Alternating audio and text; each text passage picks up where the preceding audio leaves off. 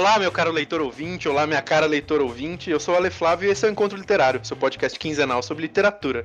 É ao lado do Fabrício Gomes. Oiê! E do Samir Dalek. Oi, galera!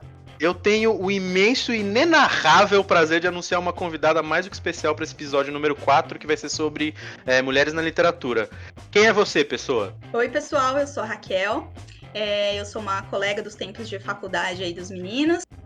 E eu tô entrando no mundo da escrita agora, não agora, eu vou explicar melhor isso. Eu tô publicando as minhas primeiras ficções e eu vim aqui na verdade, para estragar esse podcast de alta literatura deles, porque eu gosto de literatura comercial. Inclusive, Samir, eu tentei ler O Herói de Mil Faces, do Campbell, e não passei nem da página 20, viu? Eu me senti burra? Me senti, mas eu superei. Não fala isso, não fala isso. O Samir está indicando os livros errados para as pessoas, tá vendo? Pô, eu me sinto mal nessa aí, cara. Não, mas é engraçado porque assim, eu acho super irônico a Raquel falar que ela se sente boa, que ela veio estragar o podcast, mas assim, um fato de bastidor, já começando esse podcast, é que se não fosse a Raquel, eu acho que a gente não tinha se formado, basicamente, em várias ocasiões, assim. Mas né? qual dúvida você tem disso aí? Mas isso é uma outra discussão. Acho que a gente tá super feliz de ter a Raquel aqui com a gente pra falar sobre mulheres na literatura, né? Seja do ponto de vista de leitora ou seja do ponto de vista de escritora, que afinal não faz o menor sentido 3 machos cagando regra sobre o tema, né? Já que tá todo mundo apresentadinho, bora pra pauta. Roda a vinheta. Aujourd'hui, maman est morte, ou peut-être hier, je ne sais pas.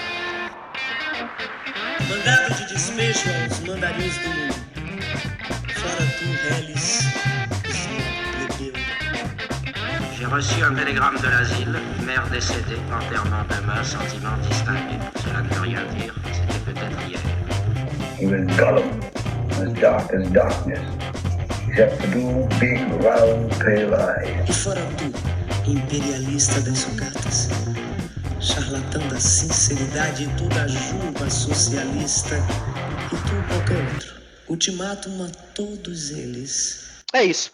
Então, no episódio sobre o Top 3 literário, que acho que é o segundo episódio, o Fabrício fez uma menção a Clarice Lispector, falando sobre mulheres na literatura. A gente até comentou depois do episódio de, tipo, como tem um impacto, né, tipo, do machismo na sociedade, da sociedade ser machista, isso, obviamente, isso vai pra literatura, isso derrama na literatura.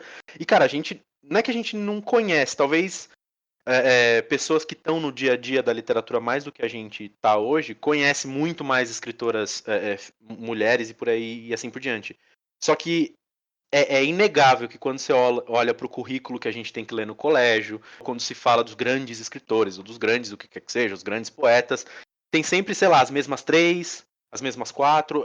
Hoje eu acho que melhorou um pouco, a gente vai falar disso mais lá na frente, mas não dá para dissociar a literatura da sociedade. A sociedade é machista, logo a literatura de alguma maneira é machista, né? Ou foi por muito tempo. Eu acho que ainda a gente vai falar disso também. A premissa é aquela, né? Mulher presta para fazer algumas coisas só. Ou é ser mãe, é dona de casa, é ir no mercado e assim por diante. Já teve até presidente falando sobre a mulher saber mais de economia porque é ela que faz a compra no mercado, mas isso é uma outra discussão. Então, que nem eu falei, isso respinga na literatura. Não tem como não juntar uma coisa na outra. Por isso a gente resolveu chamar a Kel pra participar do podcast. A gente conhece a Kel há 20 e tantos anos. Não, ainda não chegou a 20 e tantos. Já tá 2007, estamos em 2023 e 15 anos, vai. Isso, beleza. Eu não tenho isso nem de idade ainda. Não. Cada perna. Mas, de novo, não faz sentido nós três caras discutindo sobre mulher na literatura sem o ponto de vista de uma mulher que é, de novo, escritora e leitora. Acho que a gente tem uma gama muito grande de coisas que a gente vai poder discutir aqui. Só que antes de tudo isso, queria começar perguntando, Kel, o que te levou a fazer letras e depois como que você virou escritora? Senta que lá vem a história. A gente tem 3 horas, não tem problema. Vambora. Beleza. E eu acho assim, eu não me tornei uma escritora, eu sempre fui assim. Eu comecei a ter vontade de escrever quando eu tinha, sei lá, meus 12, 13 anos. Eu não consigo recordar um momento em que eu sentei um dia e falei, nossa, vou escrever uma história. Mas começou mais ou menos nesta época aí, né? Como acontece com muitos adolescentes. E aí eu comecei escrevendo poemas, né? E umas, tipo, fanfic, assim, de mim com os meus crushes, aquelas coisas. E aí, obviamente, eu jogava tudo fora. Mas a minha mãe observava que eu ficava muito ali no meu cantinho escrevendo, ela me enchia o saco, que eu precisava mostrar para ela, e eu falava que não, eu tinha vergonha, mas aos poucos eu fui me abrindo e comecei a mostrar algumas coisas para ela, principalmente esses poemas, e ela me incentivou muito. Então, ela me ajudou a participar de alguns concursos e eu fui publicada em algumas antologias, daquelas que a gente meio que paga para participar, né? Mas beleza. Meu ego adolescente ficou satisfeito. E aí, na época do ensino médio, eu comecei a escrever mais, assim, fantasia, muito influenciada por Cavaleiros do Zodíaco, que meu irmão me fazia assistir. Já tá coberta de razão aí. Você podia acabar o relato aí. Já tá tudo certo. Acabou, né? E, sei lá, Power Rangers e todos aqueles desenhos que passavam na Rede Manchete, extinta Rede Manchete, ficou tudo bem guardadinho lá. Eu não tinha, assim, uma necessidade de ser publicada, eu só queria colocar as minhas ideias para fora. E um detalhe é que eu escrevia tudo à mão, porque eu não tinha nem computador, tá? Mas tudo bem. É raiz ainda. Raiz. E aí, óbvio, eu falei, bom, vou fazer faculdade de letras. Só que, quando eu cheguei lá, eu concluí que todo mundo era mais inteligente que todo mundo escrevia melhor do que eu. Assim, não, a faculdade de letras não é uma faculdade para formar escritores, é uma faculdade para algumas outras coisas. Mas eu achei que eu ia chegar lá, sei lá o que eu achei, para falar a verdade. O que importa é que eu cheguei lá e vi que eu não era tão boa quanto eu me iludia. Então, aí eu me dediquei à faculdade, claro, me formei, fiz tudo direitinho, mas eu parei de escrever.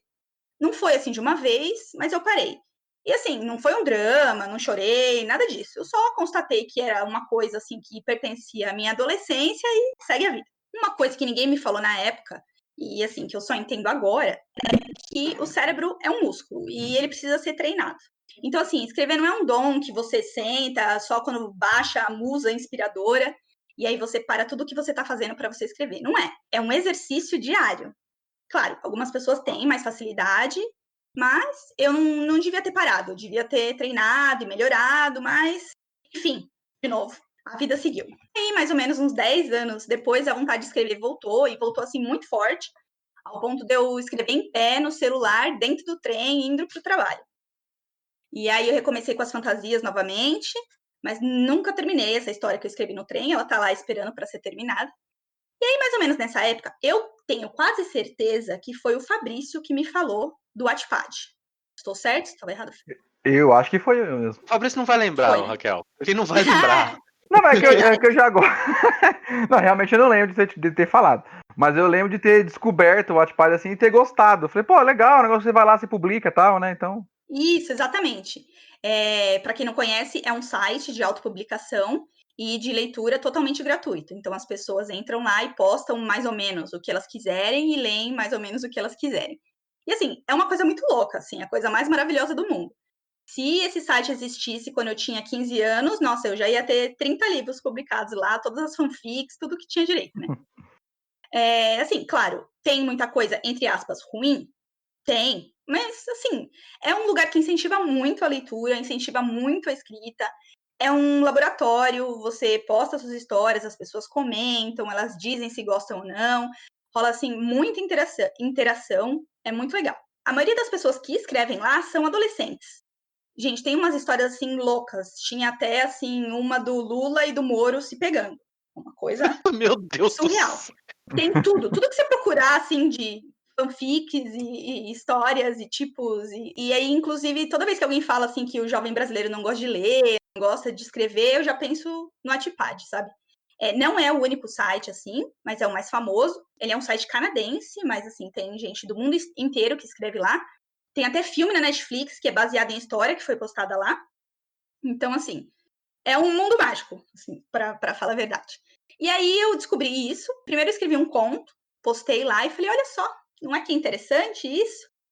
E aí eu entrei em grupos do Facebook de pessoas que escrevem nessa plataforma, comecei a interagir, comecei a fazer amizades virtuais. E assim, tá sendo bem legal. Eu tô nessa plataforma há 3 anos, comecei inclusive a escrever alguns romances adolescentes, jovens adultos, que eu nem sabia que eu era capaz de escrever. E estando, né, naquele ambiente, assim, eu senti essa vontade de escrever também. E aí eu tô, assim, buscando meu estilo, meu gênero. Além disso, agora eu tive a oportunidade de dar uma pausa no meu emprego tradicional, e aí eu tô me dedicando exclusivamente a escrever. Então, além dessas histórias no Wattpad, eu troco muitos e-mails, tem uma amiga minha, a Thaisa. Oi, Thaisa. Nós trocamos e-mails todos os meses, assim, nós nos comprometemos a escrever contos uma para outra, né? Então eu juntei alguns desses contos que eu troco com ela, os de minha autoria, e aí eu juntei num livro de contos, e esse eu postei só na Amazon. O nome do livro é Elas e Eu, e aí é uma coisa, assim, amadora, claro, mas é um pouquinho mais elaborada do que o que tá no Wattpad, e eu contratei um design para fazer uma capa, né, para ficar uma coisa mais legal. E assim, gente, estou ganhando dinheiro? Não estou. Não recuperei nem o que eu gastei fazendo a capa. Mas eu tô testando esse mundo da literatura, eu tô tendo esse privilégio de realizar o meu sonho adolescente e vamos ver o que vai dar. E assim, quem sabe daqui um tempo, mais alguns livrinhos postados lá, eu consigo pagar uns boletos, né? Acho que é importante pagar boleto. É sempre importante. Eu acho também. Sempre importante. Porque afinal não dá para viver só de amor, né? E agora eu tô me dedicando, eu tô escrevendo uma ficção científica meio distópica, alguma coisa assim, para publicar na Amazon também. E aí essa história eu já quero também já me dedicar um pouco mais. E eu vou contratar um leitor crítico e vamos ver o que vai rolar. Hein? E é isso. Basicamente, tudo isso. Só um parêntese antes, a gente sempre coloca depois os links todos lá no site e tudo mais para os livros, para o Wattpad. Então, quem está ouvindo, fica tranquilo que os links estão todos lá, porque agora que você está ouvindo já está publicado, isso quer dizer que os links já estão todos lá. Venham ler minhas historinhas. Leiam a Raquel e falem sobre isso, porque isso tem muito a ver com o que a gente vai discutir agora. E eu acho que o gancho é perfeito, que nem a Raquel falou. Tem muito dela não achar que era capaz, ou de entrar na faculdade esperando uma coisa. A gente ouviu isso muito no primeiro ano até da faculdade. Não ouviu, mas a gente percebia muita gente lá porque, de alguma maneira, acho que esperava sair da faculdade de escritor, né? A gente até tem o Marinho, que é um professor nosso, a gente já citou acho que em outro podcast, falando, vocês entraram aqui para sair escritor, vocês estão fazendo a faculdade errada, né? Sim. Então, tem várias coisas, mas pro tópico de hoje eu acho muito interessante essa coisa de, tipo, você foi tentando, sei lá, antes você não achava que era capaz por uma razão, depois entrou na faculdade e achava que não era por outra, daí foi pras plataformas, e aí tudo ainda em nicho, não querendo te botar na fogueira só porque você é convidada. De cara, assim, você acha que a tua experiência como escritora, por ser mulher, foi diferente? Assim, é uma pergunta totalmente aberta, tá? Mas, tipo, você acha que a tua experiência foi diferente ou não? Se fosse, sei lá, o Samir, ou eu, ou o Fabrício, talvez fosse a mesma coisa, até pelo momento que a gente vive, mas enfim. Assim, ó, eu não posso dizer que com certeza seria igual, né? Mas assim, eu não sinto nada, nenhum tipo de preconceito, nada disso. Pode ser que, porque eu ainda tô no começo, pode ser que quando eu chegar lá de verdade, eu sinta. Mas até o momento, não, eu não senti nada. Eu acho que isso é importante porque se a gente agora começar a voltar pra trás, se a gente pensar na história, a gente tava falando por e-mail, acho que até da Rowling, da J.K. Rowling lá, e acho que a Raquel comentou que ela colocou o JK pra deixar dúbio e não deixar na cara que ela é mulher, né? Foi você, né, Kel, que comentou isso? Fui eu, porque como os homens que têm mais tradição na escrita de fantasia, ela colocou desse jeito para, pelo menos, passar esse primeiro preconceito. Aí depois que as pessoas lessem, falassem, olha, não é que é bom, aí eles iam descobrir que foi uma mulher que escreveu. É bem triste isso. Pois é, e aí que eu queria chegar, porque assim, olha só, tem o bingo, a gente tava falando do bingo do Dom Casmurro, mas tem o bingo do Tolkien também, eu vou citar Tolkien de novo. O Tolkien é uma grande influência, talvez uma das principais para todo mundo que escreve fantasia, ou para a maioria das pessoas que escrevem fantasia. E não é diferente com Harry Potter, com a Rowling, ela mesma fala isso. Só que tem uma coisa na nerdosfera que lê Tolkien, e eu sei disso porque, enfim, eu gosto muito de Tolkien e eu consumo muito esse conteúdo do nerd tolkieniano, né? E, cara, o Tolkien é um cara que se ele escrever qualquer coisa é maravilhoso, mas a Rowling, por exemplo, nem tanto, né? Então a gente já tem dois vieses, assim, né? A gente já tem uma maneira de analisar esse tipo de... A gente tá falando de fantasia aqui agora, mas qualquer tipo de literatura, dependendo de onde ela vem, né? Claro, isso mudou bastante. Para mim, é inegável que, em alguns casos, se é um livro que vem de um autor homem consagrado, aquilo ali é naturalmente muito bom, mesmo que seja uma bosta, né? Tem muito livro ruim que você vê as pessoas não falando que são ruins porque é só de um grande autor. né? Mas dependendo do segmento, ainda mais nesses que são mais hardcore, que nem eu falei até no outro episódio também, cara, a Rowling e tal, ela não pode escrever fora da casinha, cara, porque ela não é o Tolkien, sabe assim? Ela não é o Stephen King. O Stephen King escreve umas porcaria, Fabrício, você manja bastante de Stephen King, ele escreve umas porcaria, mas as pessoas têm um pouco de dificuldade de falar que é uma porcaria, né? Eu acho que às vezes a gente peca muito, assim, de uns tempos pra cá, eu ouvi uma entrevista um tempo atrás do Mano Brown. E aí o repórter perguntava pra ele assim, Brown, você se considera um cara machista? E aí ele não titubeou, como é peculiar do Brown, ele não titubeou, cara. O Mano Brown, sim. Eu sou sim, certo. É, bem assim mesmo, pô. Sim. Aí o repórter ficou meio assim, sem tipo, como continuar agora, né? Pô, o cara já quebrou aqui. Aí falou, sou sim. E quem não é? A gente é criado numa sociedade, tanto homem quanto mulher, machista. Então você cresce com estigmas na sua cabeça de coisas que são sim machistas. E aí você acaba achando que aquilo é normal. Depois que você cresce um pouco e se você consegue se desenvolver um pouco mentalmente, você percebe que aquilo está errado e começa a lutar contra aquilo. Aí, na entrevista ele estava a filha dele, né? Ele falou, eu tenho minha filha hoje. Eu vejo coisas que eu já fiz no passado que eu não quero que minha filha sofra, mas eu tô pensando nisso agora. Então, assim, demorou para virar essa chave. E eu acho que a gente tem uma responsabilidade muito grande. O Stephen King, tantos outros aí que a gente já citou, por serem homens, muitas vezes eles são mais aceitos, né? Tanto academicamente quanto comercialmente falando, e muitas vezes não é tão bom, realmente, mas tem um nome já, né? Já tem o autor, o escritor, o mito em torno daquilo. E eu acho que tem que desmistificar isso um pouco, sim. Né? Tirar essa coisa de mulher só escreve coisa de amor. Não é assim que funciona, né? Ô, Fabrício, pegando o gancho, e eu acho que até aproveitando a Raquel que tá aí, é assim, eu sou, às vezes escrevo, né? Tipo, às vezes não, faz muito tempo que não escrevo. Mas enfim, quando eu escrevia, eu pressupunha um narrador masculino.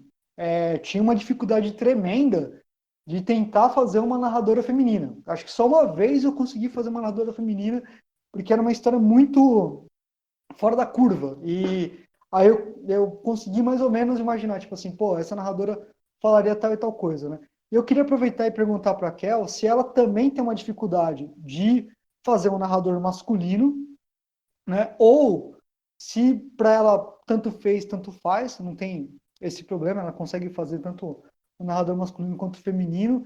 E ela, enquanto leitora também, se ela sente uma diferença quando tem um narrador feminino, se ela se sente mais à vontade vendo uma narradora feminina ou não, tipo, independente do que acontecer, independente do narrador. Enfim, queria que a Raquel falasse um pouco disso, essa dificuldade de escrever narrador, seja masculino ou feminino, e a questão de ler o narrador masculino e feminino. Gente, que pergunta legal. Então, eu acho que ler é muito mais fácil. Eu não vejo diferença. Eu leio em terceira pessoa, em narrador homem, mulher, homossexual, não importa. Para mim, normal, segue a vida. Às vezes a gente nem percebe, né? Vai lendo e vai embora. Agora, escrever, eu acho que, de novo, é uma questão de exercício. Eu escrevia, quando era adolescente, muito em terceira pessoa. E depois eu comecei agora a experimentar em primeira pessoa, mulher. E aí eu falei, não, pera lá, eu tenho que conseguir escrever sob a ótica de escrevendo me sentindo como um narrador em outro gênero que não seja o meu. Eu tenho que ser capaz, se eu sou uma escritora. Então, assim, eu estou exercitando, eu tenho, assim, alguns trechos de livro, porque, assim, no Wattpad, o que acontece muito quando a gente escreve ficção adolescente, as pessoas gostam lá de mudar o ponto de vista. Então, tem o mocinho e a mocinha, então alguns capítulos a mocinha que narra, alguns capítulos do mocinho que narra. E foi assim que eu comecei a exercitar isso. E ainda tenho muita dificuldade, mas eu tô, assim, treinando e me forçando e tentando sim fazer isso. Não é fácil. Eu lembro de ter lido alguma coisa em algum lugar. Eu sou ótimo com referências, como vocês podem ver. E exatamente sobre isso, a dificuldade não, de como antigamente, vamos botar um pouco mais pra trás. Hoje tem bastante, segue tendo bastante, mas a perspectiva da mulher nas histórias escritas por homens antigamente era uma perspectiva muito idealizada, né? Com certeza. Então, assim, é a visão do cara como ele acha que uma mulher tem que achar as coisas, né? Então, tipo, por muito tempo, histórias que tinham personagens principais mulher não representavam bosta nenhuma, porque era uma coisa idealizada do cara de como ele achava que a mulher tinha que cumprir aquele papel que ela tinha que cumprir, né? Então, cara, eu acho que essa discussão é muito legal porque a literatura ajuda a entender essa transformação da sociedade que ela precisa passar, ela precisa passar ainda, que é o que o Fabrício comentou do Mano Brown, que é o que eu comento direto. Eu falo, cara, às vezes eu acho uns e-mails velho meu que eu mandei, ou coisa que eu escrevi no Facebook há muito tempo atrás. Puta merda, quanta bosta a gente falava, Sim, né? A gente aprende, e tudo bem, né? Ninguém graças a nasce. Deus a gente evolui. Exato, ninguém nasce desconstruidão, essa é a maior mentira do mundo. Parte dessa desconstrução é reconhecer essas bobagens que você fala, e essas bobagens que você fala ou falou. Mas na literatura isso pra mim é muito claro, de novo, porque na escola, eu não sei hoje, mas antigamente eram os mesmos livros, dos mesmos autores, sobre os mesmos temas. Hoje, talvez tenha um livro ou outro de uma autora que não seja a Clarice Lispector e a Cecília Meirelles, né? Que isso também eu entendo que levou um tempo para acontecer, né? Da Clarice, a Clarice e a Cecília chegarem no mesmo nível de importância literária que um Machado, a Luiz de Azevedo ou o que quer que seja. Então, tipo, eu acho que a gente vem num processo de desconstrução muito mais complexo do que parece. Porque, de novo, antigamente você tinha caras escrevendo histórias sobre mulheres em livro, o que eles achavam que eles tinham que dizer, né? Sem consultar nada, sem perguntar nada, sem falar, não, mas então, isso aqui faz sentido pra você, fulana? Né? Porque, vamos combinar que não importava. Né? Por quanto tempo a função básica da mulher era cuidar da casa e da família e da moral dos bons costumes, né? Então, é muito interessante essa coisa do tipo, como você faz. Aí, nesse caso, a Raquel, enquanto mulher, para escrever uma história com uma outra perspectiva, e o Samir, enquanto homem, para escrever uma história com uma perspectiva feminina, sem ser uma perspectiva idealizada e perfumada do jeito que ele quer. Né? Como ele imagina a relação da mulher com uma história. Eu acho que aí, Ale, a gente tem que entrar também numa seara que é o seguinte: a gente tem que ter em mente, igual você falou, ninguém nasce desconstruidão. E realmente não, a gente tem que ter em mente, como a Raquel falou, que graças a Deus a gente pode evoluir. Então, se a gente pode evoluir, acho que cabe a nós realmente, tanto homens quanto mulheres, acho que mais aos homens nesse caso, fazer um meia-culpa mesmo, fazer, não, peraí, tá errado. Porque assim, a gente tem um costume tão impregnado, cara, que vê bem, a nossa língua, ela já é machista por si só. Porque se você fala, pode ter 10 mulheres no recinto. Ah, quem tá ali? São elas. Entrou um cara, são eles. É isso. O plural é masculino. Então, assim, a gente tem preconceitos linguísticos já que estão impregnados e que, assim, a gente vai assimilando isso como normal e até que isso modifique, né, a gente vai levar um tempo. Então, assim, a literatura, eu entendo que é só mais um lugar onde toda essa discriminação se mostrou, né? Um escritor, ele faz aí uma análise feminina do ponto de vista masculino e nunca importou em perguntar para alguém se aquilo estava correto ou não. Por quê? Porque quem ia ler o que ele tinha escrito e poderia opinar a ponto de valer a pena a opinião era outro homem que pensava igual ele. Então, assim, se uma mulher, isso estou falando muito antigamente, claro, se uma mulher lesse e se sentisse incomodada, que voz ela teria na sociedade para falar assim, pô, o cara me retratou errado? O problema é seu, queridinha. Tá achando ruim? Vai lá lavar uma louça. Você tá lendo isso aqui por quê mesmo? Primeiro porque você tá lendo, né? É pra você. Então, assim, a gente vai desconstruindo aos poucos hoje, né? Ainda bem, a gente consegue sim ter esse grito mais forte, a gente tem representantes muito fortes aí. Só que assim, como você disse, quanto tempo será que levou para uma Clarice, para uma Cecília chegarem nesse status? Se a gente for pensar na faculdade, até a Raquel falou um tempo atrás aí que a gente perguntou num grupo da faculdade as autoras que a gente estudou, e todo mundo teve dificuldade, todo mundo lembrou ali de Clarice Lispector, Cecília Meirelles. Se for falar de cabeça aqui, acho que todo mundo tem aí uma Cora Coralina, uma Raquel de Queiroz, talvez uma Carolina de Jesus, uma Lígia Fagundes Telles e tal, mas assim, E isso falando de literatura brasileira, claro. Mas não vai fugir muito disso. Né? E foi, pô, será que só tem essa meia dúzia que escreveu? Não. Mas é o que é o que chegou, né? Até nós, assim, vamos dizer. Só comentar essa questão do que chegou pra gente, eu tava vendo aqui a lista da FUVEST de livros, né? Ah, e aí? Tipo assim, de autor feminino, é a Cecília Meirelles, que tem. Então, se você pegar os livros, tipo, todos masculinos, né? Gregório de Matos, Machado de Assis, Carlos Drummond de Andrade, Graciliano, Essa de Queiroz, Guimarães Rosa, Bernardo Carvalho e tal.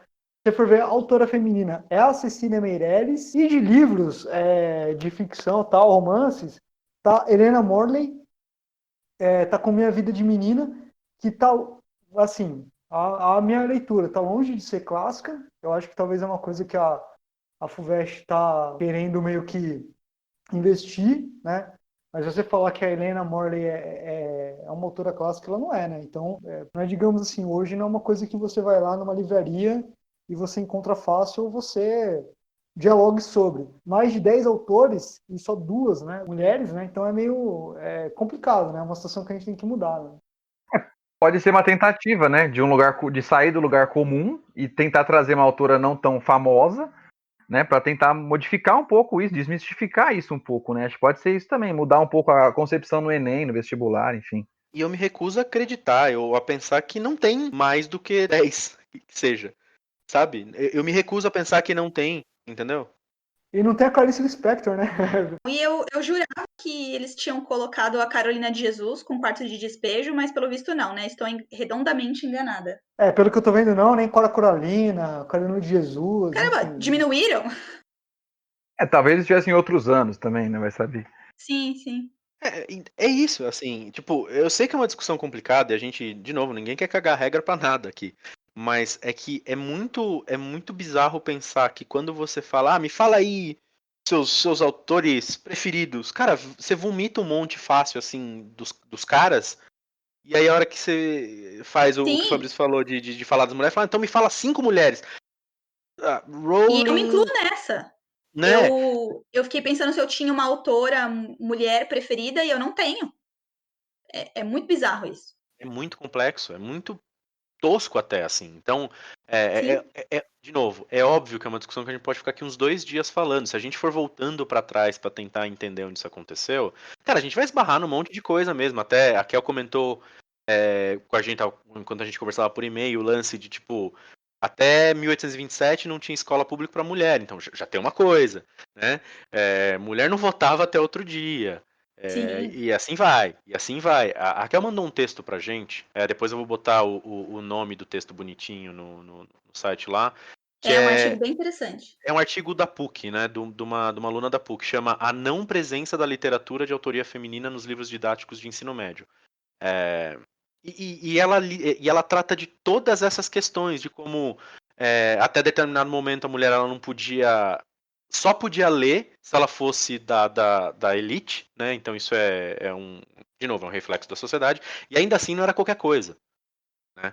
Não era qualquer coisa que ela podia, ou que deveria. E mesmo assim ela não comentava, ela só estava ali cumprindo um papel de decoração, né? A minha esposa ela é culta, ela lê uns livros aí, tipo 2.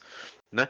Então, tem muita coisa legal nesse texto, e aí se vocês quiserem comentar sobre, mas então tá aqui, de acordo com Silva, que é um dos autores dos livros que a menina pesquisou, a presença feminina na vida pública acontece de fato somente no século XX. Isso porque, apesar da abertura de escolas para as meninas datar do século XIX, no Brasil, até 1916, as mulheres eram consideradas pelo Código Civil como, abre aspas, menores perpétuos, ou seja, submissas à vontade do marido, pai ou irmãos. Né? Então, o que eu falei, é um papel de decoração. Né? Então, como é que a gente vai exigir que se produzam, vamos botar produzam no jeito bem tosco, mas que se produzam grandes escritoras se elas não podem escrever? Né? Enquanto isso, você tem um monte de cara escrevendo bobagem sendo publicado pra cacete. Né? Sim. Então, é uma discussão bem espinhosa, que a gente pode falar um monte de coisa que vai ofender as pessoas, mas assim, essa a real ainda é um pouco essa. Eu acho que a gente vai falar sobre isso, mas está abrindo bastante. A gente tem muita escritora famosa, grande, com coisa boa, né? Só que ainda assim é um nicho, né? Eu acho que ainda é um nicho porque eu sinto que quando ainda sai livros que fazem muito sucesso e é escrito por uma autora mulher, eu sinto que se olha um pouco com o canto do olho, assim. Deixa eu ver se isso aqui presta, né? Então, sei lá, é muito complexo, gente. É muito complexo. Não, o que eu acho bom nisso tudo, assim, é que, assim, claro, a gente tem que levar sempre em consideração que a questão feminina na literatura vai acompanhar a questão feminina da sociedade como um todo, né? Dificilmente a gente teria aí um recorte da sociedade, né, que seria muito mais avançado nesse ponto do que, né, e a literatura seria isso, não. Mas, por exemplo, hoje a gente tem talvez uma quantidade muito maior de mulheres escrevendo, né, mulheres escritoras e tal. Eu estava pesquisando sobre isso um tempo atrás, eu achei muito legal que tem uma autora, vou falar recordista, mas não sei se é exatamente esse o termo, né?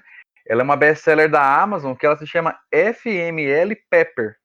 Ela escreveu uma trilogia também lá e tal, e é uma brasileira, inclusive, e tal, tudo mais.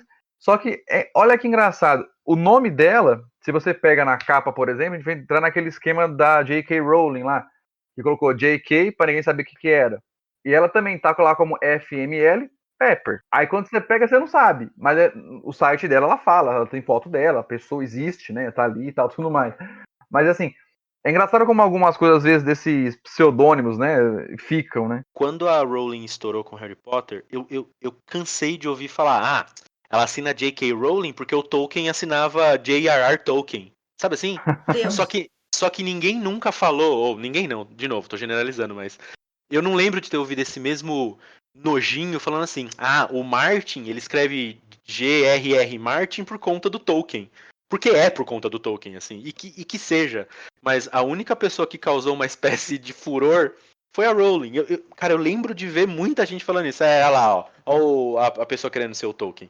Né? Então, você vê que, cara, tem um double standards, assim, para as coisas. O Martin, que leva 37 anos para publicar um maldito livro, tudo bem. A Rowling não pode, né? Arte, né? Exato. Então, assim, cara, é tenso. E é o mesmo caso da FML Pepper. Eu imagino que o pensamento é esse. Puta, se eu botar meu nome, possivelmente eu vou limitar a minha audiência. Sabe assim? E tem isso. Eu não lembro quem de vocês comentou agora há pouco o lance de história de amor. Mulher só escreve história de amor. Eu imagino que a maioria dos leitores médios vão comprar um livro, ver lá, sei lá, Raquel Teresani, né? Miriam Case, falar assim, deve ser romance bobinho. Sabe assim? Sim. Né? Você falou que você está escrevendo uma história mais distópica e tal. Não é isso que o cara que vai comprar o livro pensa primeiro. Puta, deve ser uma história distópica muito louca. Vai pensar, deve ter um romancezinho Sim. de fundo. Né? Não, então, eu fiz questão. Essa história não vai ter nenhum romance. É uma questão de honra. Não vai. Mas é isso, gente. Então, tipo, é muito bizarro. Eu vou repetir o que eu falei agora há pouco. Eu me recuso a pensar que a gente não tem a mesma. Eu não vou falar a mesma quantidade, mas assim, um número muito próximo. Tem um pouco mais, pelo menos, né? Pois é, de escritoras incríveis. Então, mas a gente precisa, eu acho que conversar mais sobre isso, pegar mais indicações e conhecer e tentar ler mais, porque às vezes também a gente se limita só porque nunca ouvi falar, eu vou continuar aqui lendo meus clássicos, porque eu preciso completar essa lista aqui, eu tenho que falar que eu li todos esses clássicos. Quando eu terminar essa lista imensa, eu vou para os desconhecidos, e isso inclui as mulheres. Eu acho que a gente precisa ir atrás e ler mais mulheres e tentar entender, porque assim, a produção literária feminina ainda está engatinhando, né? Então, vamos tentar consumir tudo que tem aí, vamos palpitar, vamos falar sobre isso, seja bom, seja ruim, vamos, né? Vamos. Porque um livro ser bom ou ser ruim não é porque foi um cara ou uma mina que escreveu, né? É porque Exatamente. ele é bom ou ruim. É simples Sim. assim. Né? E outra, né? O que é bom para uma pessoa pode não ser bom para outra.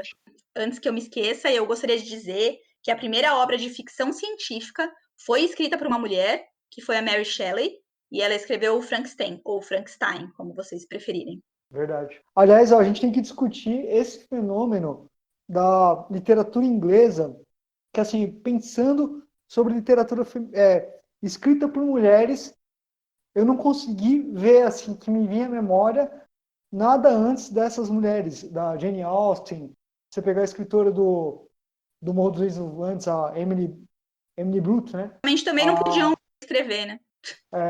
E aí, tipo assim, eu fiquei pensando, pô, qual que é esse fenômeno dessas inglesas que lá para 1800, 1900 começaram a escrever, porque você pensar, estourou mesmo no modernismo e tal, né? Você pensar, Sim. assim, eu sempre penso, assim, autora, eu penso a Virginia Woolf e assim, eu li a obra dela com um certo preconceito. Eu li o Farol, Mrs. Dalloway, e quando eu li, tinha aquela questão de fluxo de consciência da Virginia Woolf com certo preconceito, uma coisa meio reticente, porque eu já tinha lido o James Joyce e ele fazia fluxo de consciência, e eu falei, isso aqui eu já li. Então, talvez se eu tivesse lido a Virginia antes, eu ia falar assim, não, Joyce está copiando a Virginia.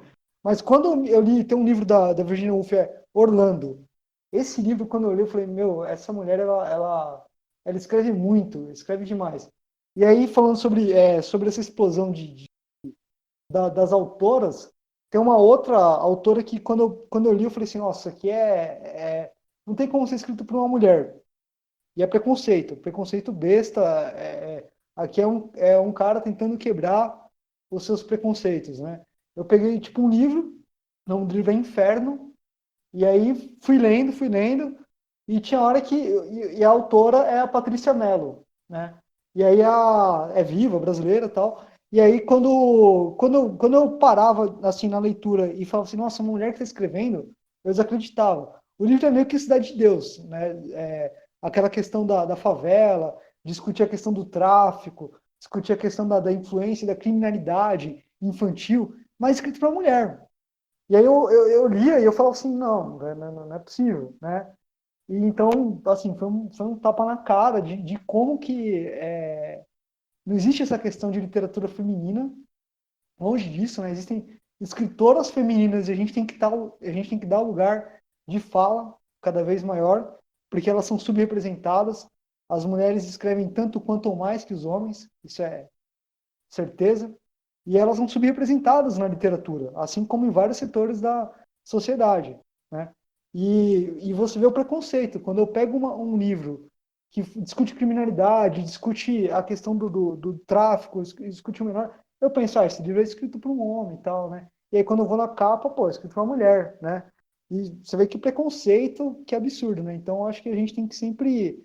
essa questão que o Xande falou, né? De nascer desconstruído e tentar quebrar os seus preconceitos, é um negócio muito... que envolve muita coisa, né? Não, total. Mas eu concordo muito com a Raquel quando ela fala a gente precisa falar sobre, né? A gente precisa trazer o problema.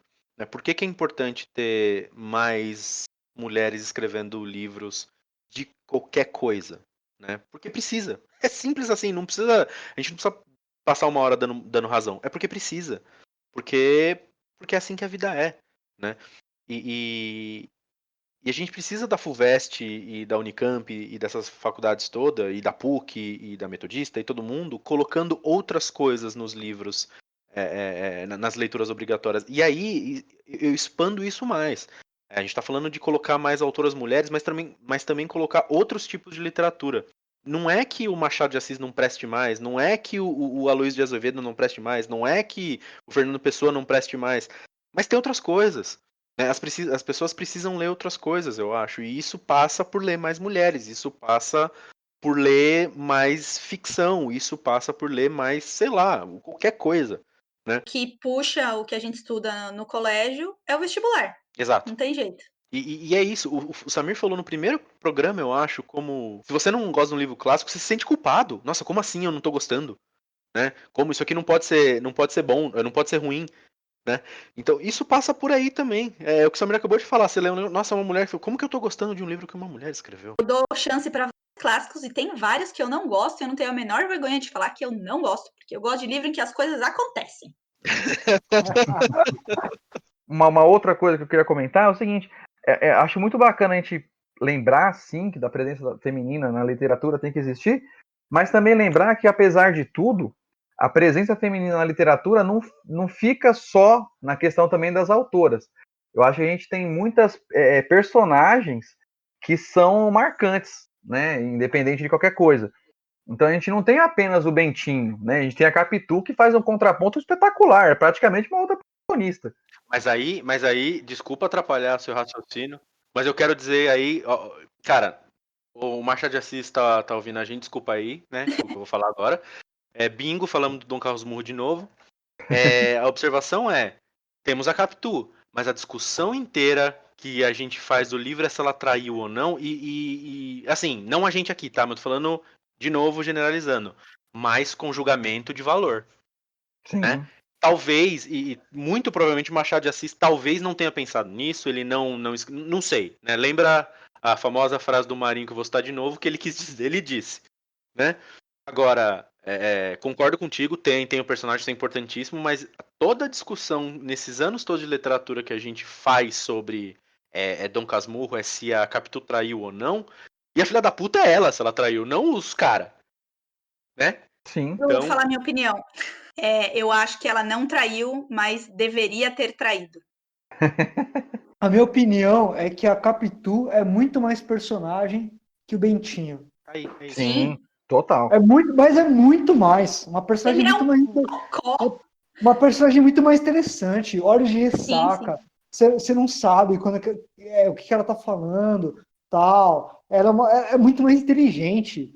Bentinho, o Dom Casmurro mesmo, porra, é um velho amargo que fica amargurado ali, rememorando o negócio que passou, não passou, o brother, o bom ele passou, já foi, né?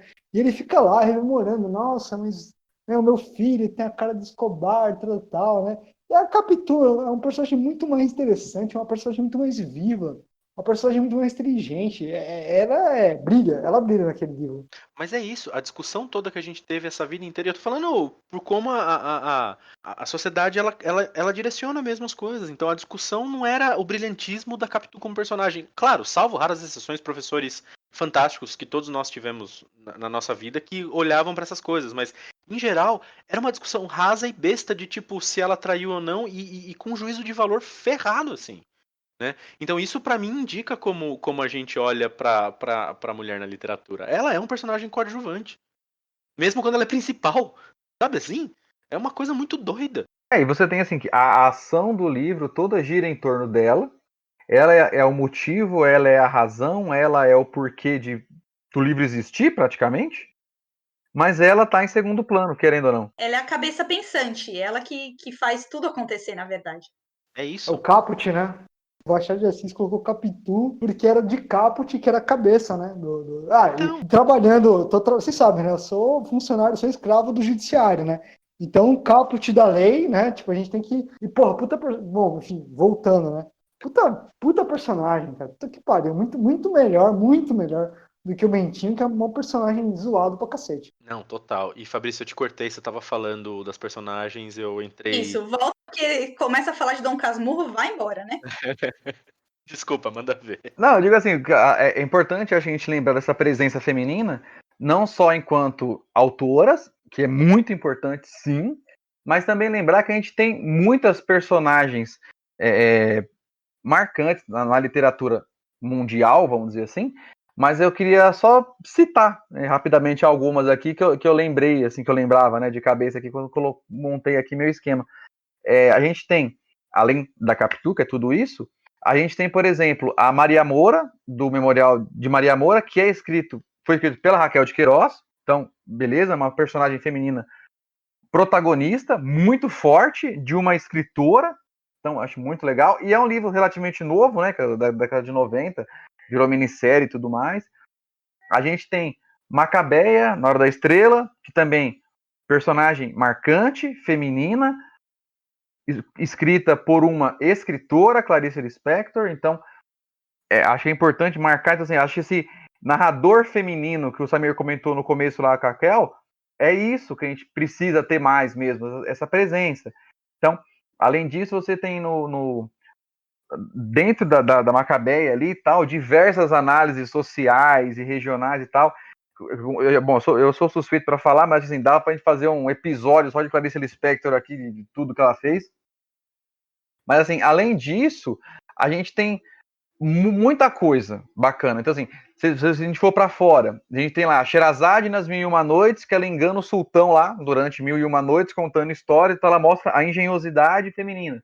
E não pelo lado negativo, muito pelo contrário, pelo lado feminino. Para salvar a vida e a família, ela fez aquilo. Então, ela, contra a tirania do sultão, ela fez tudo isso. A própria Julieta, do Romeu e Julieta, que é uma desgraça sem tamanho, mas enfim, é uma personagem importante ali, muito louca. Dois adolescentes irados, mas enfim. A Iracema, do José de Alencar, também tem a sua relevância. A Alice, no País das Maravilhas, que é a personagem principal dessa saga também. Né? Você tem a Emília, do Monteiro Lobato, no Sítio do Pica-Pau Amarelo, que é estupenda, cara. Ela é a voz da razão. Foi através dela que o Monteiro questionava os dogmas sociais da época, através de uma boneca de pano. Então, olha o pensamento que ele vai. Né? A gente falou aí do Morro dos Ventos Uivantes, tinha a Catherine lá também. E você tem outras aí, que tem a Hermione no Harry Potter, que, pô, o Harry, né, fica ali naquela loucura com ela também. A própria Bela do Crepúsculo, a Katniss dos Jogos Vorazes, e tem tantos mais. Eu só ia falar que se não fosse a Hermione, o Harry Potter não chegava em lugar nenhum. Né? Não. É a mesma relação do Sam com o Frodo no Senhor dos Anéis, assim. Se não fosse a Hermione, não tinha Harry Potter, tá? Não tinha tipo história, não tinha nada. Parava ali. Não, mas eu acho que a gente tem, de novo, a gente tem bastante exemplo de personagem forte e escritoras fortes. Né? O Samir comentou semana passada, ou há 15 dias, na verdade, das mulheres no Tempo e o Vento, do Érico Veríssimo, que todas as mulheres nos livros são muito fortes, são muito presentes e importantes. Certeza. Quando a gente estava falando sobre, escrevendo tudo, eu tentei ir para o lado de mito, né, de mitologia e tudo mais. O Fabrício até comentou que a gente tem bastante, na mitologia grega, a gente tem bastante personagem feminino, bastante história envolvendo mitos femininos. Só que eu fiquei tentando pensar numa mitologia que tenha como centro da sua mitologia uma mulher, né? Eu fui até pra onde eu consegui chegar, até fazendo o que muita gente não gosta que a gente faça, que é tratar mito e religião como a mesma coisa, e fui lá pro mito católico, pra religião católica. A gente tem Maria, né? Que é importantíssima, é enorme, é fundamental para toda a história da religião católica. E ainda assim ela não é a personagem central, vamos dizer assim. Né? Você consegue lembrar de algum mito que tenha na sua essência uma mulher? O Fabrício até citou de novo também as religiões de matriz africana, que tem muita mulher, tem muita, vamos colocar, força feminina. Mas você lembra de algum, assim, você que é um grande estudioso de Joseph Campbell, você lembra de algum que tenha no centro, no cerne da questão uma mulher? Cara, se você pegar a mitologia, vamos pensar a mitologia clássica, né? Pegar a mitologia grega, a mitologia da Mesopotâmia, a mitologia judaica, a mitologia egípcia, a mitologia oriental, geralmente não tem uma mulher como a heroína, digamos assim, mas a mulher, ela está muito ligada com uma questão de desgraça, né, por incrível que pareça, né? E o Campbell fala um pouco disso, né? Se você pensar, a Eva é ela que ofereceu o fruto pro Adão, né? Ela que meio que desgraçou o Adão. Mas o frouxo foi o Adão. Vamos lá. Enfim. A Pandora, na mitologia grega, ela, enfim, abriu a caixa de Pandora, que tinha todas as desgraças lá. Foi a Pandora que abriu. E ela só fechou para guardar a esperança, né? Tem um mito japonês de um cara que, enfim, agora, puta, não lembro. Faz tempo que eu li. Mas é basicamente a história que, tipo, uma pessoa vai resgatar a amada dele, né? E aí falam para ele, falam assim, ó, você não pode comer nada. E a mulher tá morta, e fala assim, ó, você não pode comer nada das profundezas. Porque se você comer alguma coisa das profundezas, você vai ficar lá. Você vai lá, eu consigo fazer você descer até as profundezas, mas não comer nada das profundezas, né? Você não comer das profundezas, você consegue trazer ela sem salva, né? Beleza, ele vai, né? Aí voltando para a vida real, ela acaba comendo um fruto e acaba ficando lá, né?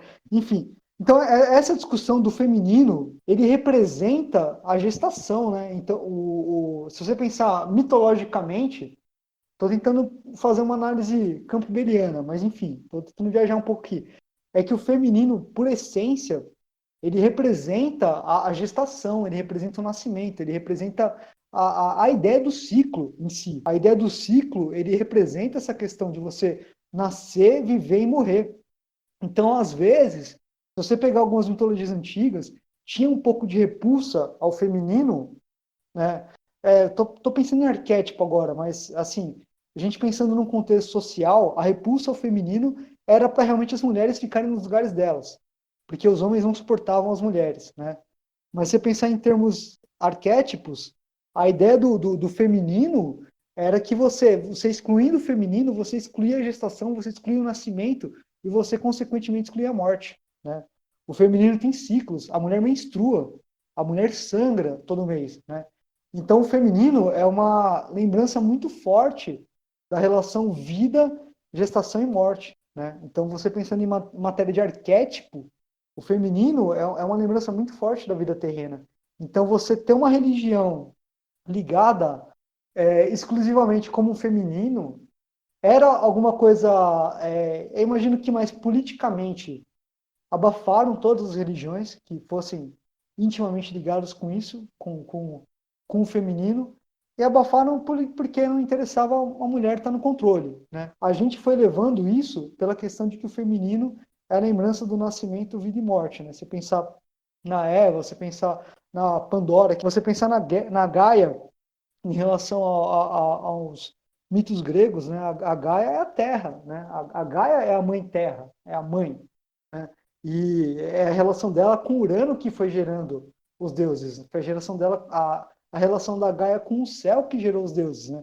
Mas, de alguma maneira, ela lembra essa questão da gestação. Então, acho que o feminino lembra isso e talvez por isso uma versão mitológica ao feminino. Mas, repito, né? Eu imagino que a versão mitológica feminino é muito mais pela questão política mesmo, de você não ter um mito feminino predominante, do que pela questão arquétipa. Enfim, não sei se eu viajei, mas acho que é mais ou menos isso. Cara, eu não tenho nem o que falar, não tenho nem roupa pra ouvir isso que o Samir tá falando, velho. Mas eu acho que é o grande lance mesmo, cara. A gente tem que lembrar sempre que, assim, o que é a mitologia, né? As que chegaram ao nosso conhecimento aqui. Histórias orais, né? Que eram contadas aí em vários povos e tal. E aí, quem geralmente contava essas histórias? Os homens. Onde? Em batalhas, em acampamentos de guerra, de tudo mais, nas casas e tal. Então, a figura feminina, mais uma vez, ficava relegada ao quê? À maternidade, né? Ao cuidar de alguma coisa. Então, você tem um dos exemplos mais famosos aí, você tem a esposa de Zeus, que ela era a esposa de Zeus. O que ela mais teve na vida dela eterna, enquanto durou, toda? Traições. E o que ela tinha que fazer? Aceitar. Por quê? Porque ele era o deus reprodutor. Então era aceitável que ele fosse daquela forma e até desejável para a sociedade grega clássica da época e a romana posterior e tantas outras depois. Então, mais uma vez, ela ficou relegada ao segundo plano de aquilo de ser a mulher. E aí ela era o quê? A vingativa, ela era a mal amada, né? Ela era enfim, a recalcada, vamos dizer assim, diversos outros adjetivos que a gente possa usar, mas sempre ligado ao quê? À parte negativa. Ela tinha que ser, então, a mãe, Gaia, a deusa terra, você tem tantas outras aí fazendo mais ou menos o mesmo papel em diversas outras mitologias também. Tem, lógico, uma Diana, né, uma Ártemis da vida aí, tal, uma Atena e tal, mas uma Cleópatra da vida até, mas você tem que a grande maioria das vezes era o homem, né, os reis, né, era o rei Arthur, não era a rainha qualquer coisa, né, você tinha os czares, você tinha os sempre, né, os Césares, né, tudo. Desculpa, você falou do rei Arthur, é engraçado, né, o rei Arthur, a rainha é a Guinevere, né, e a importância da Guinevere pra história é porque o Lancelot vai lá e rouba ela do rei Arthur. Sabe só assim? por isso. Era o papel dela, exato. Brumas de Avalon. Brumas de Avalon. Eu li os 4 livros, é a história do rei Arthur contada todas por mulheres. E aí, no fim, você chega à conclusão de que o rei Arthur era também um pamonha. Ele era um baita de um bundão, gente. Pelo amor de Deus. Né? Mas é isso. É engraçado, a gente vai lembrando das histórias e a gente brincou com a Capitu agora há pouco. Agora de novo, Rei Arthur, Helena de Troia. A guerra de Troia começa Exatamente. porque, né, é como se só isso importasse, né? É como se só uma das funções fosse essa. Não, assim, mulher só serve pra guerra, velho. Entendeu? Pra gerar guerra entre os camaradinhas, né? Serve pra arrumar treta, tá vendo? É isso. Tá Mas nessa. cara. Então é interessante isso que você falou das mitologias, o Fabrício, porque eu acho que é isso mesmo, é quem conta a história. De onde vem, né? Quais são, qual a perspectiva, e amarra lá no comecinho do que a gente tava falando, né? É um cara contando o que ele acha que ele tem que achar. Porque a predominância, cara, assim, é incrível. Eu tô fazendo esse link aqui agora na cabeça. É incrível como todo tipo de preconceito, não vou falar todo, mas assim, vou generalizar, boa parte dos preconceitos ele é sofrido pelas minorias. Só que, na verdade, isso é um conceito que eu tinha. Mas você vê que, na verdade, não. Porque, por exemplo, a mulher, a população feminina é superior à masculina. A questão O estudantil da homem mulher branco, hétero, de classe média é o que resolve tudo, e ele não é é o a que maioria. dita a regra. Exato. Ele não é a maioria. É isso. O homem, a pessoa negra, não é a minoria do habitante do Brasil, por exemplo. Né? Mas é ele que sofre o preconceito. Por quê? Porque é o homem branco, né, classe média que dita tudo. Então, assim, o que essa pessoa diz é o que é o certo, né? É o regrado. E todo o resto sofre esse preconceito. Então, assim, a questão feminina também passa por esse mesmo ponto. A mulher estuda mais do que o homem, comprovadamente, né? Por pesquisas que a gente tem. Ela tem um nível estudantil maior, ela é uma população maior, mas onde a gente tem o maior tipo de tudo, né? De preconceito, de assassinato, feminicídio e tudo mais? Mulher. Então, é o que a Raquel falou mesmo. Quem decide? O homem branco, classe média. Mas, ó, se me permitem, não é uma questão da mitologia, vou trazer um pouco da questão da tradição medieval e também da tradição de rito de passagem, né? Mais uma vez, citando o Campbell, né? O Campbell ele fala que muitas das histórias têm a ver com rito de passagem. Então, se você pensar, o rito da passagem, quando que a menina vira mulher, né?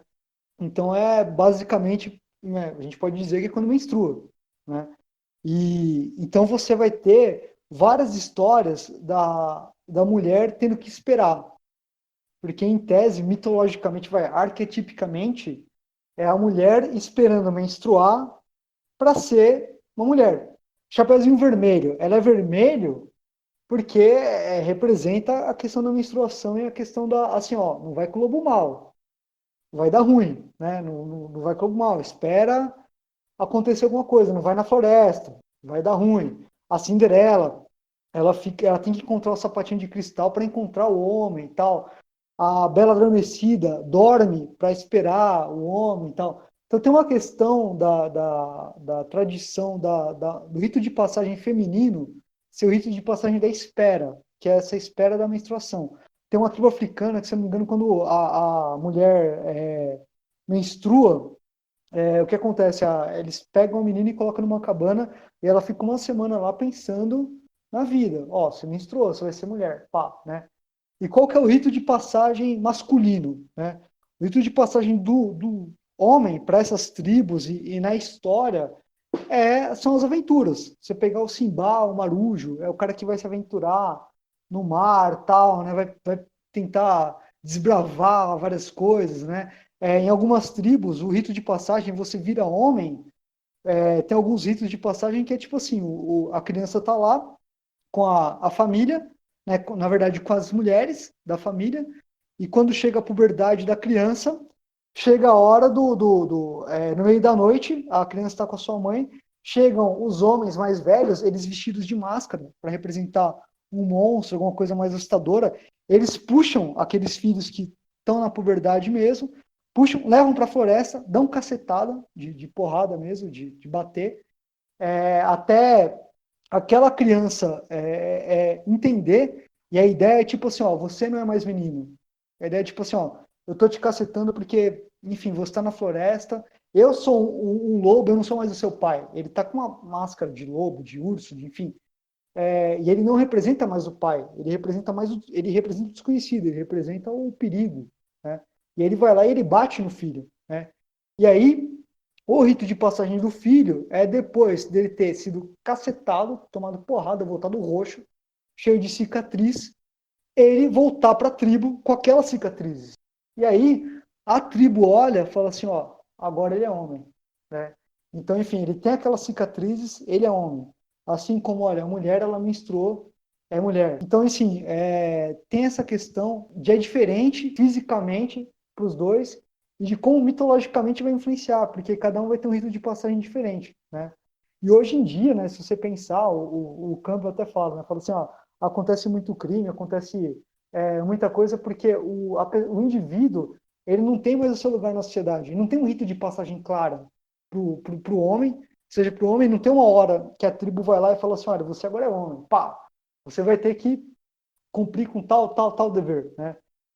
E assim como também, talvez com a mulher tem um pouco mais, talvez por isso a mulher seja mais madura que os homens, né? Porque a mulher tem a questão da menstruação ali, né? Mas, de qualquer maneira, na nossa sociedade, a gente não consegue produzir um rito de passagem para falar, ó, a partir daqui você é homem, a partir, né?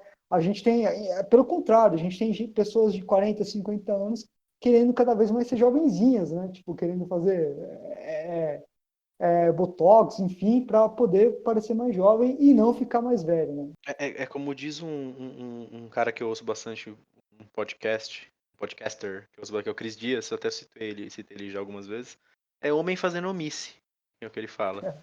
Né? É basicamente isso. Então a gente pode ir para as indicações, eu acho. A discussão foi boa e, de novo, é o que eu falei lá no começo. Tem muita coisa tem muito ângulo que a gente pode usar. Né, mas acho que a ideia que a gente queria nessa primeira conversa, vamos discutir bem abertamente, vamos bater papo. E convidada, Raquel, manda ver suas primeiras indicações. Beleza, eu vou indicar 2 porque eu posso. O primeiro livro que eu quero indicar é um livro maravilhoso que eu li na faculdade, quando a gente teve que fazer um trabalho, adivinha, sobre Dom Casmurro. Bingo! E o livro se chama A Audácia dessa Mulher, da Ana Maria Machado. E é basicamente a versão da Capitu para os acontecimentos. Então, não preciso falar mais nada, né? O segundo, como eu disse que eu gosto de literatura comercial, eu gosto de jovem adulto, de aventura e fantasia. Eu vou indicar uma quadrilogia. A autora é uma americana, eu não sei se eu vou falar o nome dela certo, mas eu acho que é Colleen Hook. E o primeiro dos 4 livros se chama A Maldição do Tigre, e depois os outros 3 têm cada um nome. É uma jornada do herói, e tem aventura, tem romance, e assim, a parte diferente é que ela fala muito sobre a mitologia hindu. Então eu achei bastante interessante, bastante diferente de outros livros parecidos que eu li. E também é daquele tipo de saga que com certeza daria um ótimo filme, mas ainda bem, ninguém inventou de fazer, que é pra não estragar. Que bom. Boa. Fabrício. Bom, eu vou aqui indicar primeiro, Kel, obrigado demais pela participação, você foi demais mais uma vez. E, que indicação, cara. Esse livro da Ana Maria Machado é espetacular mesmo, realmente. Bom, a minha indicação, eu vou aqui mais uma vez indicar um livro dedicado ao público infantil, né? De uma escritora, que para mim é maestra mesmo, é incrível. E não coincidentemente, não à toa aí também, é o nome da minha filha, né? Da segunda filha, Cecília. Então, Cecília Meirelles. Eu coloco o Ou Isto ou Aquilo. É um livro de poemas, né? Infantis aí e tal. E ela fala muito sobre a dualidade da vida de uma forma muito leve, descontraída, didática, não tem grandes pesares, né? Ela se atenta muito ao universo lúdico infantil, então a questão do brincar, do sentir da criança, as coisas que realmente são importantes. Mas eu acho muito importante nessa indicação falar que os poemas são, assim, em tese, infantis. Mas, como todo mundo que acho que escreve para criança, quando vê no fundo, tem uma mensagem muito interessante para um adulto, então, para pensar, tem umas nuances muito interessantes. Ela explora muito o ritmo, a musicalidade, a sonoridade das palavras, enfim. Ela brinca com a língua portuguesa de formas peculiares ali ao universo da criança. Muito bom. Muito bem. Samir? Vou agradecer a Raquel também, né, não deixando de aproveitar a oportunidade. por falar como é escrever e por falar tá presente conosco. Espero que volte mais vezes. E para indicação, vou reforçar na Patrícia Mello, Inferno, que acho que é baita livro. Muito bom. Por último, eu não vou agradecer a Raquel porque eu já agradeci. É, Mas para ficar um pouco no tema, eu queria dedicar, é ótimo, eu queria dedicar um livro de uma escritora que é nigeriana, que chama Chimamanda Ngozi Adichie. Calma, gente, vai estar o link lá, tá? Fica Ela é tranquilo. ótima, hein? Pois é, eu vou indicar o primeiro livro que eu li dela, que chama Sejamos Todos Feministas. Eu ganhei esse livro numa empresa que eu trabalhava no Dia da Mulher. É um livro pequeniníssimo, ele tem acho que 38, 39 páginas, é um ensaio, né? Ele é muito bom, né? Então é basicamente falando sobre feminismo, mas de uma perspectiva abrangente, no sentido de não é um livro de feminismo, sobre feminismo para mulheres, é para todo mundo, né? E ela fala por que é importante, por que a gente precisa, pelo menos discutir e entender as questões. E aí tem até uma aspas dela que eu separei aqui, que é a mesma aspas que costuma estar nas descrições do livro por aí, que ela fala: a questão de gênero é importante em qualquer canto do mundo. É importante que comecemos a planejar e sonhar um mundo diferente, um mundo mais justo. Um mundo de homens mais felizes e mulheres mais felizes, mais autênticos consigo mesmos. E é assim que devemos começar. Precisamos criar nossas filhas de uma maneira diferente. Também precisamos criar nossos filhos de uma maneira diferente. Então, acho que por tudo que a gente falou aqui, ela tem um outro livro que eu também tenho aqui que chama, acho que Como Criar uma Criança Feminina, ou Criemos Crianças Feministas, agora eu não lembro o nome certinho. Mas é super pequeno, é muito importante, é muito bom, pensando em tudo que a gente discutiu. Posso só dar uma complementada nisso aí? Eu fiquei na dúvida, cara, da minha indicação, se eu ia falar da Cecília Meirelles ou esse do Sejamos Todos Feministas. Olha aí, tá vendo? Cara, é um livro espetacular, velho. Ela é nigeriana, ela conta umas passagens da vida dela, como que na Nigéria, se a gente acha que o nosso mundo aqui, Brasil, é machista, você tem que ir pra Nigéria. Rapaz do céu, é coisa de louco. Pois é. E é espetacular porque, assim, esse livro você encontra hoje, ele é disponível para download gratuito na internet em PDF. É muito fácil. É incrível, merece muita leitura, merece muito. Muito bom. E Kel, de novo, brigadão por ter topado. Faço eco, eu espero que você volte mais vezes. Acho que foi muito legal a discussão em si. É legal demais a gente ter alguém que é próximo da gente, que virou escritor de verdade. Sabe assim? Acho que isso é super legal. E você quer dizer alguma coisa? Eu quero dizer várias coisas. Diga várias. Primeira coisa é que é muito estranho, assim, ouvir, por exemplo, isso que você acabou de falar. Alguém próximo da gente que é escritora de verdade. É muito difícil pra mim, às vezes eu me apresento pras pessoas e as pessoas perguntam qual é a minha profissão, eu fico assim, aí eu tô começando a treinar, sabe? Falo assim, eu sou escritora. É uma coisa assim, que você tem que se afirmar pra si mesmo, pra você acreditar que realmente você é. E não tô ganhando dinheiro, mas sou escritora, não é verdade? Com certeza, gente. E a segunda coisa é obrigada de verdade por essa oportunidade de conversar sobre esse assunto. Eu nunca participei de um podcast, achei muito divertido a preparação, a conversa e tudo mais. Com certeza eu vou odiar a minha voz quando eu escutar ela. Todos odiamos. O primeiro podcast saiu, a primeira coisa que um falou pro outro foi: puta merda, minha voz é uma merda. E eu gostaria muito de voltar, inclusive, assim, eu ia até brincar.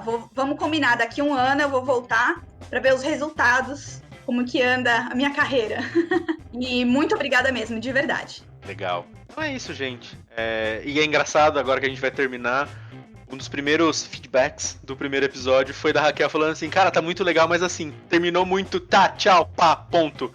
E foi aí que a gente falou: realmente, precisa se despedir um pouco melhor das pessoas, em vez de falar assim: valeu, galerinha, falou. Parece que a gente tá, tipo, fechando a porta e indo embora, né? Mas é isso. Acho que obrigado todo mundo que tá ouvindo. De novo, só lembrando, todas as indicações estão lá no site, encontroliterário.com, tá tudo lá, link, vocês podem comentar, podem ler os livros da Raquel, e aí vocês podem dizer diretamente pra Raquel o que vocês acham do livro, ou pode dizer lá no Encontro Literário também. E acho que é isso, daqui 15 tem um próximo, e da minha parte é isso. Tchau pra vocês. Tchau. Falou!